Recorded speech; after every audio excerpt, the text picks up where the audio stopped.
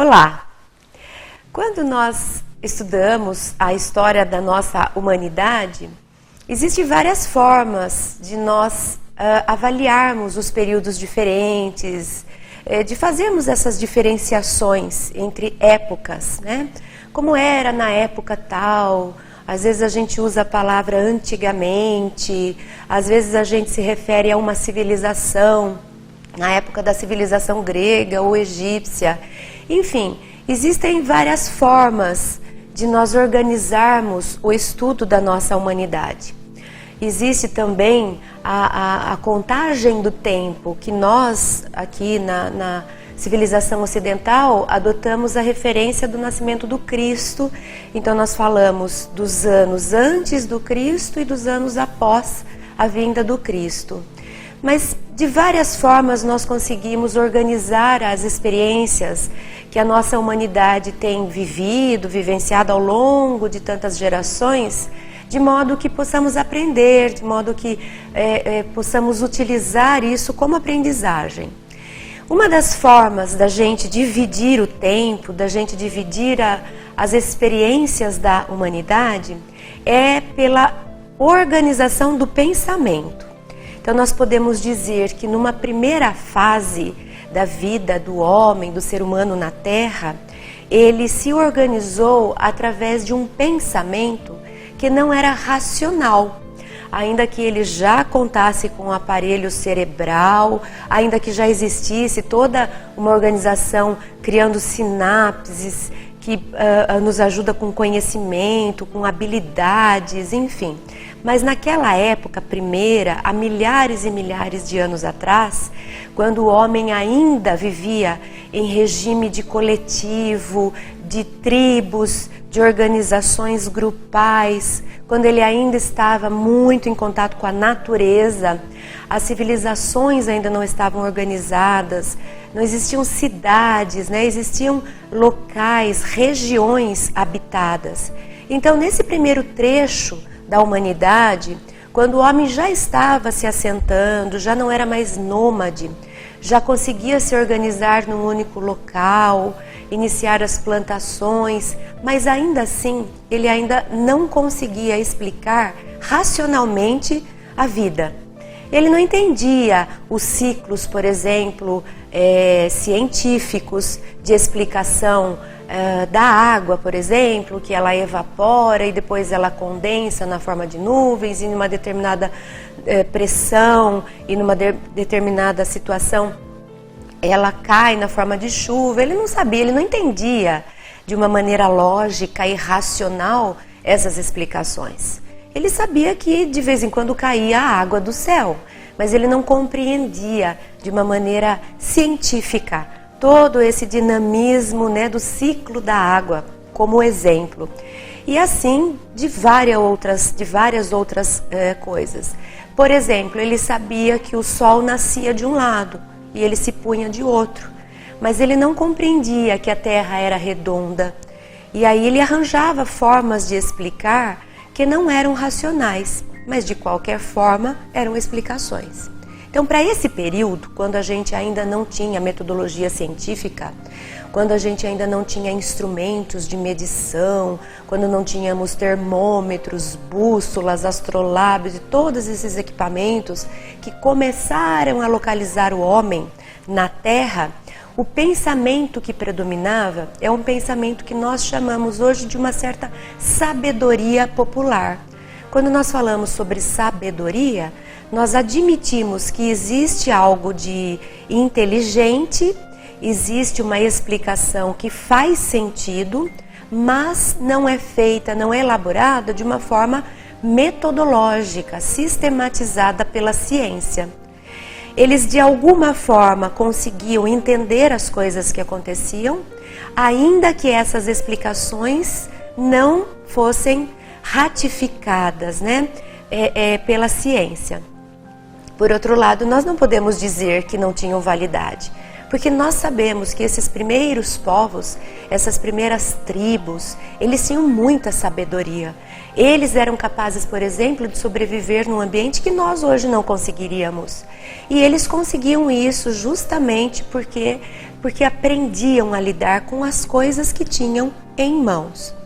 E nessa época, o pensamento deles, que ainda não era dessa forma organizada, como a nossa ciência hoje nos propõe, com as pesquisas científicas, porque nós vamos aplicar o mesmo teste em vários grupos para saber se esse teste se mantém. Não tinha nada disso, eles nem tinham a ciência formatada. Mas eles pensavam, e eles analisavam, e eles observavam a natureza, eles conseguiam fazer algumas constatações e elaboravam sua forma de explicar o mundo. E naquela época eles usavam muito a linguagem simbólica. Hoje a linguagem simbólica ela não é admitida pela ciência. A ciência faz uso da linguagem racional, a linguagem que é produto da razão que diz que uma coisa mais outra gera uma terceira, e que toda vez que eu juntar uma coisa com a outra, ela sempre vai gerar essa terceira, e que 1 mais 1 é igual a 2, e não importa quantas vezes eu faça essa conta, sempre vai ser 2. Essa é a linguagem científica, a linguagem racional.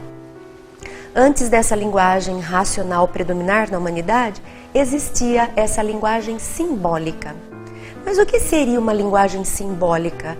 Como é que eles explicavam o mundo, a natureza? Como que eles se organizavam para fazer suas plantações, sem saber como é que funciona o ciclo da água, o que são as estações, que propriedade que aquela terra tem, se eles não sabiam medir, se tinha calcário, se tinha cálcio suficiente, eles não tinham esses aparelhos. E, no entanto, a vida funcionava, e eles conseguiam, de um jeito ou de outro, viver, plantar, colher e ter sucesso, sobreviver. E a linguagem simbólica, ela também era passada de pai para filho na forma oral ou desenhada. Nos desenhos, nos símbolos. Era assim que eles conheciam o mundo. Era assim que as nossas primeiras civilizações, ainda muito primitivas, eles explicavam o mundo, eles compreendiam a natureza, eles passavam conhecimento de uma geração para outra, através da linguagem simbólica. E o que seria a linguagem simbólica? Que seria o símbolo. O símbolo, ele pode ser explicado como uma justificativa para uma explicação, uma justificativa para algo que existe um sentido, mas não é o sentido racional.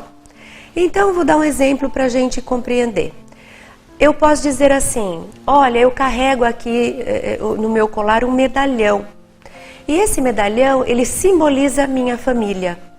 Ele carrega um símbolo, é como se fosse um desenho, um sinal, uma figura, mas que ela tem um sentido profundo. Ela carrega uma explicação. Ela justifica algo.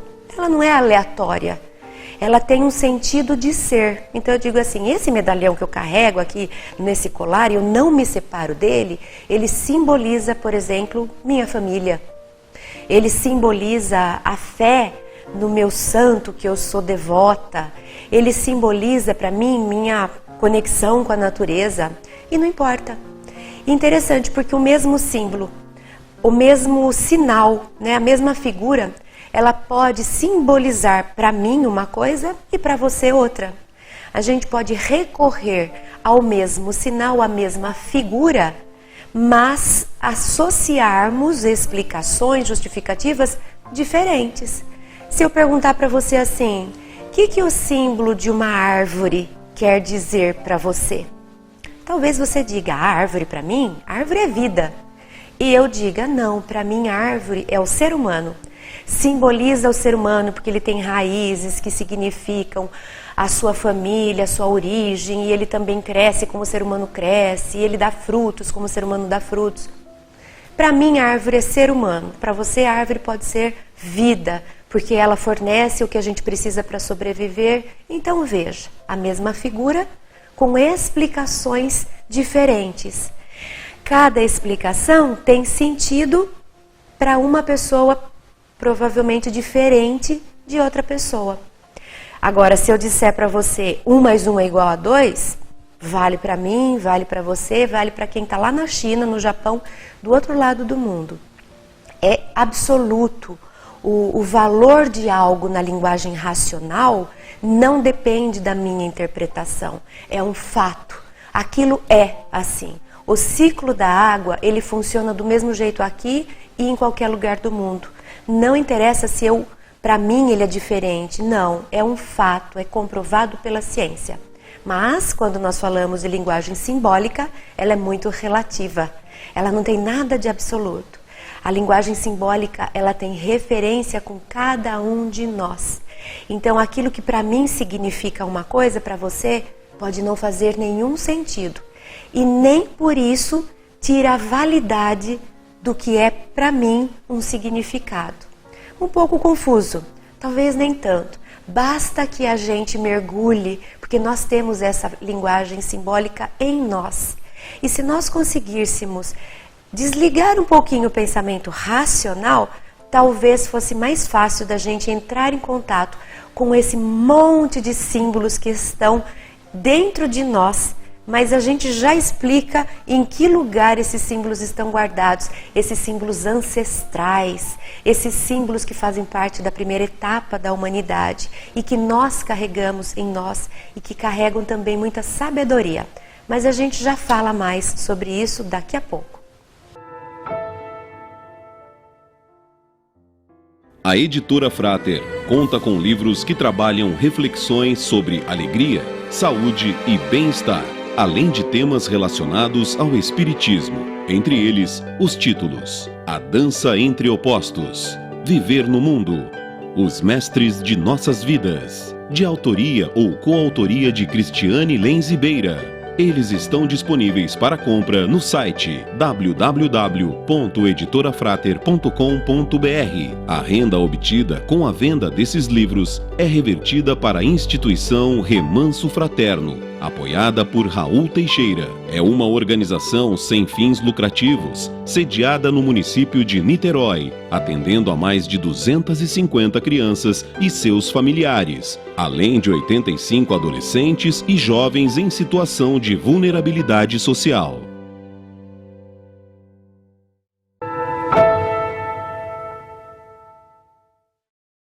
E nós estamos aqui conversando um pouco sobre a tal linguagem simbólica. O que seria essa linguagem simbólica? Estamos falando sobre essa primeira fase da civilização humana, quando nós vivíamos ainda muito o inconsciente, não tínhamos muito consciência de nada. Não tínhamos consciência de que nossa Terra é redonda, não tínhamos consciência dos ciclos da natureza, das explicações lógicas, racionais. Não existiam ciências já formatadas como nós temos hoje, a física, a química, a astronomia. Nós vivíamos na base das observações pessoais, nós conseguíamos olhar aquilo que estava ao nosso alcance e tentávamos, enquanto humanidade, explicar as coisas, os fenômenos, a natureza, de acordo com o que compreendíamos. Mas naquela época, então, quando ainda a consciência não predominava como predomina hoje, hoje a gente explica tudo pela ciência, a gente não faz nada se não tiver pesquisa científica ratificando nossa escolha e tudo nós recorremos à ciência. E quando alguém, às vezes, dá uma ideia ou nos oferece uma sugestão e a gente fala, nossa, mas da onde você tirou isso? Ah, é que minha avó que me ensinava essa história de sabedoria passada de família para família. Aí nós olhamos torto e falamos assim, ah, isso não tem validade. Isso é bobagem, isso é fantasia, isso é crendice. E nós desvalorizamos, como se esses símbolos, né, que não têm explicação lógica, eles não tivessem nenhum valor. Não é porque a ciência não consegue explicar que isso pode ser jogado fora. Tanto que essa primeira fase da humanidade, que durou milhares de anos, é o que fez a gente evoluir. E se hoje nós chegamos aqui e podemos dominar a razão, podemos usar nosso cérebro de forma inteligente e racional, é porque um dia as primeiras civilizações, de alguma forma, conseguiram sobreviver utilizando a linguagem que não é racional, a linguagem na forma de símbolos. Mas voltando lá naquele período, para relembrar um pouquinho, eles viviam com base, então, nessas explicações que tinham muito mais a ver com sentimentos do que com pensamentos racionais. Então eles usavam de figuras e eles explicavam as figuras, eles faziam desenhos, as pinturas rupestres, né? Eles criavam essas figuras, esses desenhos, essas representações gráficas para passar um ensinamento, para contar uma história, para justificar um acontecimento. Era assim que a gente fazia. Às vezes o símbolo era na forma de um ritual, então se fazia um ritual para representar alguma mudança de estação. Era a forma que a primeira humanidade, nessa primeira fase da humanidade, encontrava para dar algum sentido à vida. E hoje nós estamos tão distantes disso, mas nós estamos distantes porque vivemos muito a consciência. No entanto, nós ainda temos em nosso inconsciente guardados tantos e tantos desses símbolos. A linguagem do inconsciente é simbólica, é na forma de símbolo. E a gente usa muitas vezes quando a gente diz assim, eu vou me casar, então eu comprei uma aliança. O que é essa aliança? Não existe explicação lógica e racional para você comprar uma aliança porque você vai se casar. Existe uma explicação simbólica. É porque a aliança, ela não tem começo, nem meio, nem fim. Ela é infinita. É algo que se você percorrer, nunca mais você termina. Olha que bonito. Você se comprometer com alguém no casamento e assumir esse compromisso de uma aliança, quer dizer, a partir de hoje, nós vamos sempre nos movimentar e nunca mais vai ter fim. É um compromisso de até que a morte nos separe, ou nem a morte nos separa se a gente acredita em vida após morte.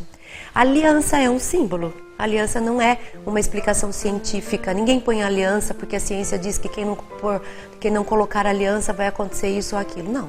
A aliança é um símbolo que nós adotamos para justificar, explicar um compromisso de convivência eterna, de convivência infinita.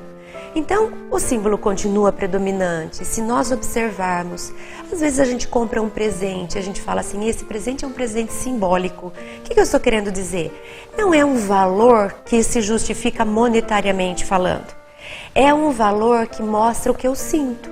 Então, às vezes é um presente que nem custa quase nada, porque eu posso ter produzido com as minhas mãos e não ter tido preço, mas, no entanto, ele carrega um valor simbólico, um valor relativo. É o valor que eu dou para a coisa. Isso tudo é simbolismo. Quer ver outro lugar onde o símbolo aparece? Nos nossos sonhos. Às vezes a gente acorda e fala assim, nossa, eu tive um sonho que não tinha nem pé nem cabeça. Eu sonhei umas coisas muito estranhas, impossíveis de serem realizadas, né? E aí quem está falando isso? A mente racional. Para a mente racional, certamente existem coisas que não seriam possíveis, né? Que a gente sonha, mas que seriam impraticáveis no mundo da ciência. No entanto, o nosso inconsciente, ele utiliza a linguagem simbólica. Então, se, por exemplo, eu sonhei que alguém morria, que é algo que a gente não gosta de sonhar, por quê? Porque a nossa mente lógica já vai querer literalizar. Ai, eu sonhei que uma pessoa da minha família morria. Ai, meu Deus, será que isso vai acontecer? Não. Não, por quê? Porque a linguagem do inconsciente, onde acontecem os sonhos, não é uma linguagem literal. E não quer dizer que essa pessoa morra de fato. Isso é pensamento lógico. Mas nós não devemos olhar para os nossos sonhos de uma maneira lógica, mas simbólica. A pergunta que a gente poderia fazer para o sonho é assim, por que será que eu sonhei que fulano da minha família morria? Simbolicamente, o que será que isso quer dizer? Será que, por exemplo, a dependência que eu tinha dessa pessoa está acabando? Será que o sonho está trazendo o símbolo de uma morte de uma dependência daquela pessoa? Ou será que essa pessoa, eu estou muito distante dela e o sonho está querendo me chamar a atenção? Puxa, essa pessoa precisa viver mais na sua vida, olha mais para ela. Pode ser. Então, quando nós falamos de símbolo, nós não podemos pensar com a mente racional. Mas e por que estamos falando da linguagem simbólica? Por que estamos entrando nessa história de símbolo, que significa algo que é muito pessoal, que se refere a um sentimento? Porque hoje em dia é muito comum nós nos acusarmos uns aos outros usando essas referências. Ao invés de compreendermos que os dois pontos de vista são importantes, a mente racional, científica, lógica é fundamental nos nossos dias de hoje. É ela que traz a tecnologia, as curas para as doenças, é tudo feito com base em pesquisa científica. Mas isso não quer dizer que o que não seja pensamento racional é fantasia no sentido negativo do ser. Não quer dizer que isso deva ser desconsiderado, jogado fora. Bobagem isso. Não. Não é bobagem, porque foi essa forma de ver o mundo simbólica que nos trouxe enquanto humanidade nos dias atuais. E o pensamento racional só pode chegar aonde está hoje porque um dia a mente já foi irracional. Quando os nossos povos primitivos, que eram irracionais, eles conseguiam viver, sobreviver e ter sucesso, apesar de não terem ciência, apesar de olharem para o mundo só na forma simbólica. Então existe sabedoria, existe inteligência, mas não é uma inteligência racional. É uma inteligência irracional, mas nem por isso deixa de ser inteligente. Por quê? Porque dá sentido, porque explica, porque ajuda, porque consegue fazer com que as gerações evoluam. Nós evoluímos daquele povo primitivo para esse Homo sapiens, esse homem que tem sabedoria intelectual, cognitiva. Mas nós só chegamos aqui porque um dia valorizamos o símbolo. Então, quando nós falarmos assim para alguém, isso é fantasia, isso é bobagem, isso é do mundo dos sonhos, para com isso, vem pé no chão. Cuidado! Será que de fato a gente sabe o que é fantasia e o que é realidade? Será que não existe valor nesse lado das fantasias, dos símbolos, nesse lado de algo que eu sei, mas eu não sei explicar com a razão, nessa coisa da intuição, nessa coisa quando a gente diz assim, eu sinto que eu não devo fazer tal coisa. Por que não? Não sei explicar, não tem explicação na minha mente racional, mas algo em mim me diz. Aí a pessoa diz assim, bobagem, isso não existe. Será que não? Será que não existe? Mas o nosso povo ancestral, ele se moveu na vida assim, porque ele não tinha uma explicação lógica para as coisas. No entanto, essa intuição, essa inteligência que é na forma de símbolo, que é na forma de insight, de percepção, ela fez com que a humanidade evoluísse. Então, por que hoje a gente desconsidera tanto essa sabedoria que vem de dentro, que não vem da mente, e nem por isso deveria ser desconsiderada? Mas a gente fala já já sobre essa história de fantasia e realidade.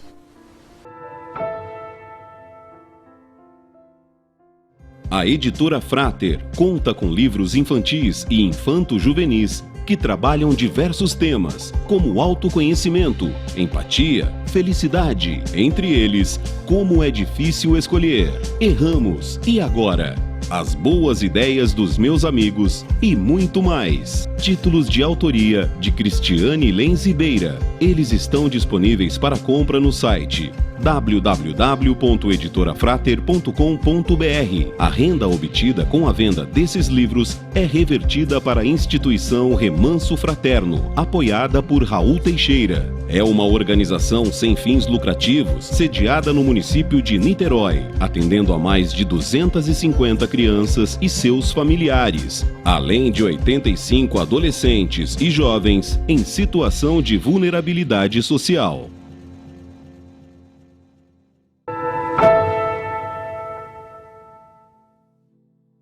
Estamos aqui conversando um pouco sobre o que seria fantasia, o que seria realidade.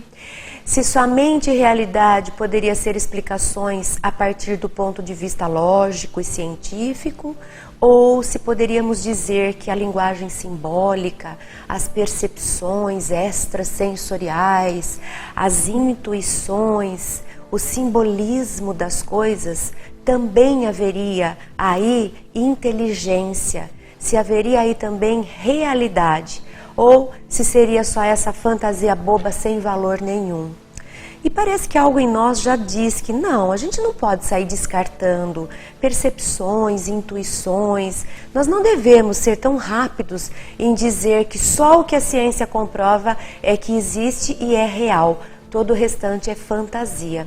Até porque foi justamente esse período de fantasia que trouxe a humanidade para onde ela está hoje. Porque nem sempre o ser humano foi racional. Por milhares de anos, a humanidade evoluiu sendo irracional, ainda trazendo predominantemente explicações para o mundo, não de forma científica, mas de forma intuitiva, de forma simbólica. E até hoje a gente ainda traz nos nossos dias essa linguagem do símbolo, nós recorremos aos símbolos. Então eles não deveriam ser desvalorizados, como muitas vezes a mente racional faz. E eu gostaria de trazer, para continuarmos o nosso pensamento, duas citações, duas frases. Uma é de um livro que eu recomendo, um livro muito interessante, se chama A Biologia da Crença.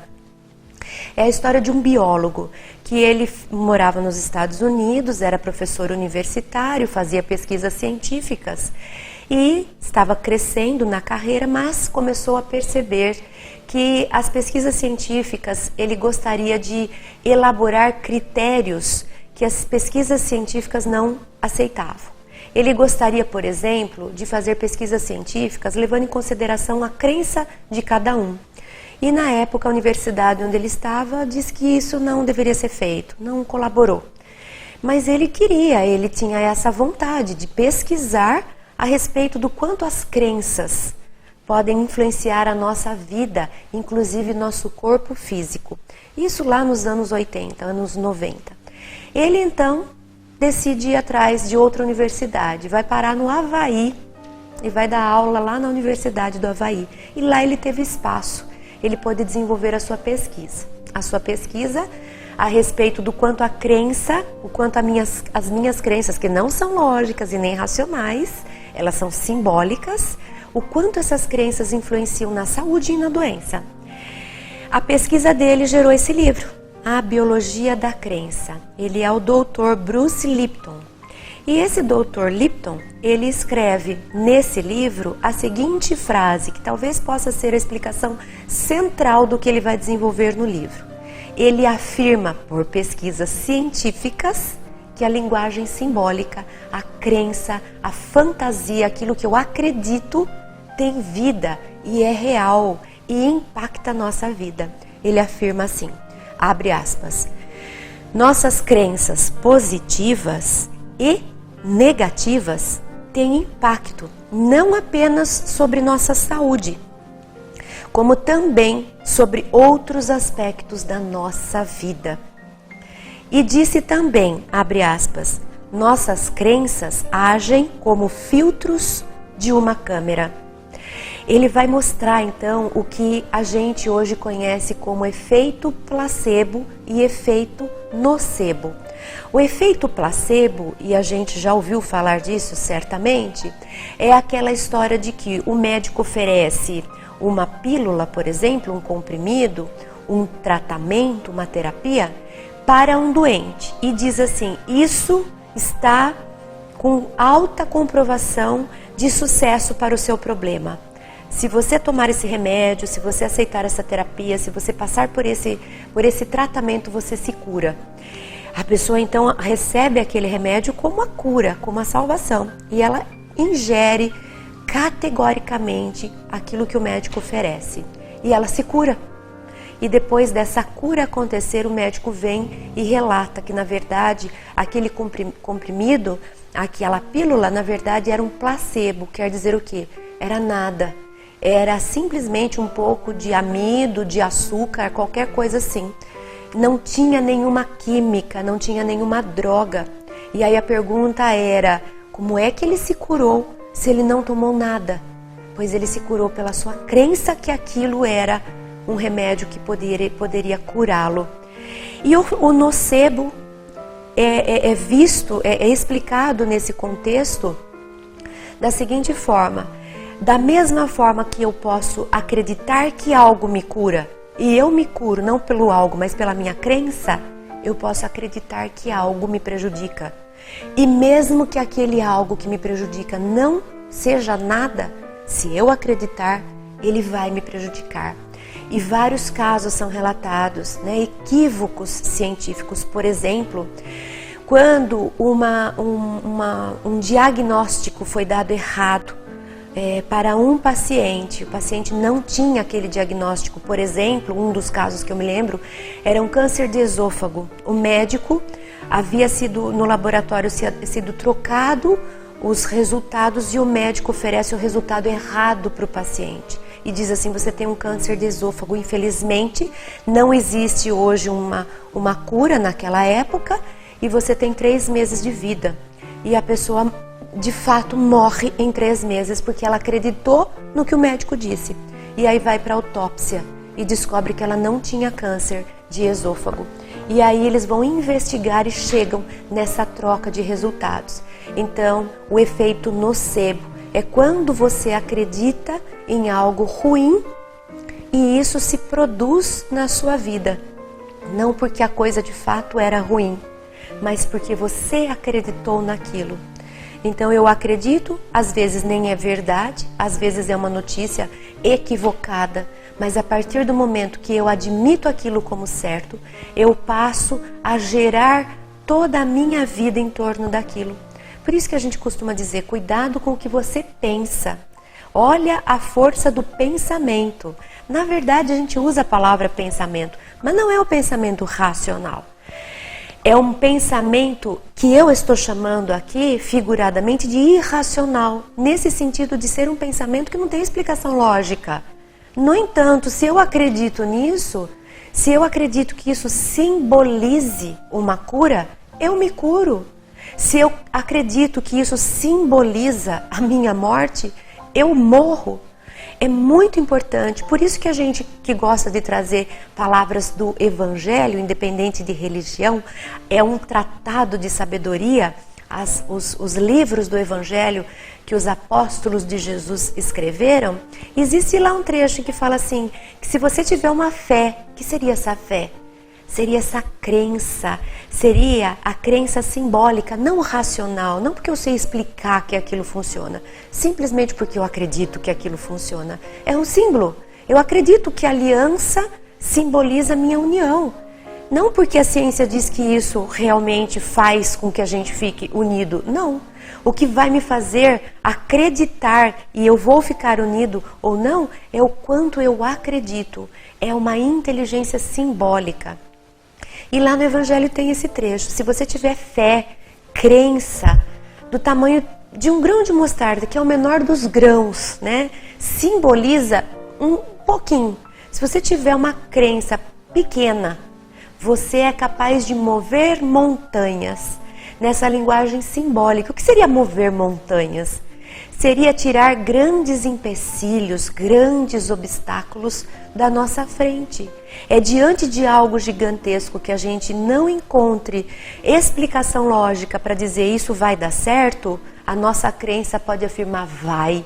E a gente consegue fazer aquilo funcionar. A gente consegue tirar esses grandes prejuízos, obstáculos, dificuldades da nossa frente. Não porque a ciência diz que é possível, mas porque eu acredito que é possível. Então toda essa viagem que nós fizemos hoje, pelo mundo dos símbolos, pelo mundo primitivo da crença, eu acredito que isso pode acontecer, não porque a ciência prova, até porque a ciência não sabe tudo, ela está em desenvolvimento, a gente sabe muito pouco.